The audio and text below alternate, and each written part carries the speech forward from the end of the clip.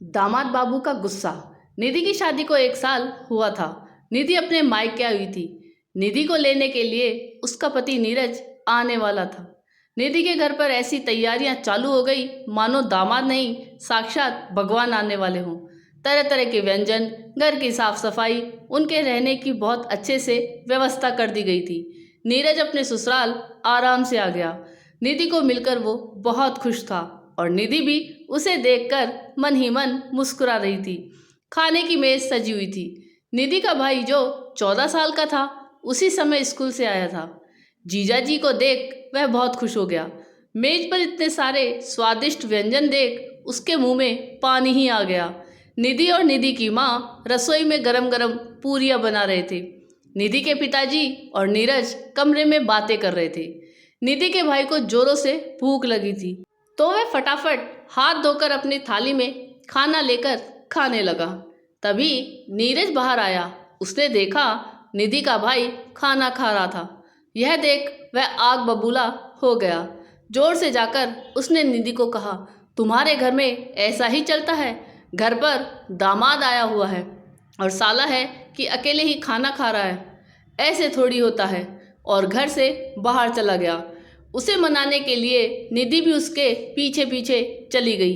निधि ने उससे माफ़ी मांगकर उससे कहा कि बात को वही ख़त्म कर दिया जाए। निधि की बात मानकर वह घर तो आया लेकिन उसने खाना नहीं खाया। निधि के माता पिता को इस बात का बहुत बुरा भी लगा लेकिन निधि ने उन्हें समझाया कि वह इस बात को ना बढ़ाए। समय के साथ सब ठीक हो जाएगा। नीरज दूसरे दिन ही निधि को लेकर वहाँ से चला गया। गर्मी की छुट्टियों में निधि की ननद उसके मायके आई हुई थी। उन्हें छोड़ने के लिए नंदोई भी साथ में थे। सभी नंदोई जी की बड़ी आवभगत की। उन्हें लजीज पकवान खिलाए। उनके लिए काफ़ी सारे तोहफे लाए गए। नीरज ने उन्हें एक शर्ट उपहार स्वरूप दी। शर्ट देखते ही नंदोई जी बोल पड़े, क्या साले साहब, सेल में से शर्ट खरीद के लाए हो? क्योंकि यह तो नई नहीं लग रही है। यह कहकर उन्होंने नीरज की दी हुई शर्ट वहीं रख दी, अपने साथ नहीं ले गए। उनकी ये बात सुनते ही नीरज आग बबूला हो गया।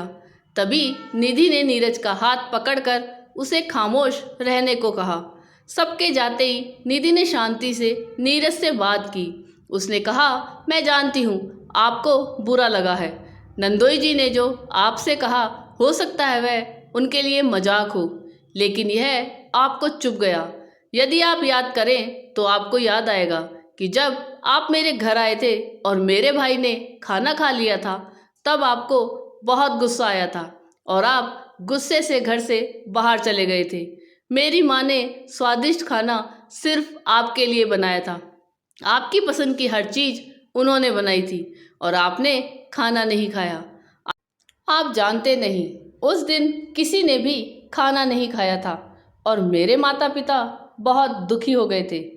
हम बेटियां तो अपने ससुराल को अपना घर समझकर सारे रिश्ते नाते, हंसी ठिठोली, कभी मजाक तो कभी व्यंग सब झेल लेती हैं। आपको तो आपके ससुराल में इतना मान सम्मान मिलता है, लेकिन फिर भी छोटी छोटी सी बातों को लेकर अपनी पत्नी के मायके में इस तरह से हंगामा करना, उन लोगों को चोट पहुंचाना अच्छा नहीं होता। उसने निधि से कुछ कहा नहीं लेकिन वह जान चुका था।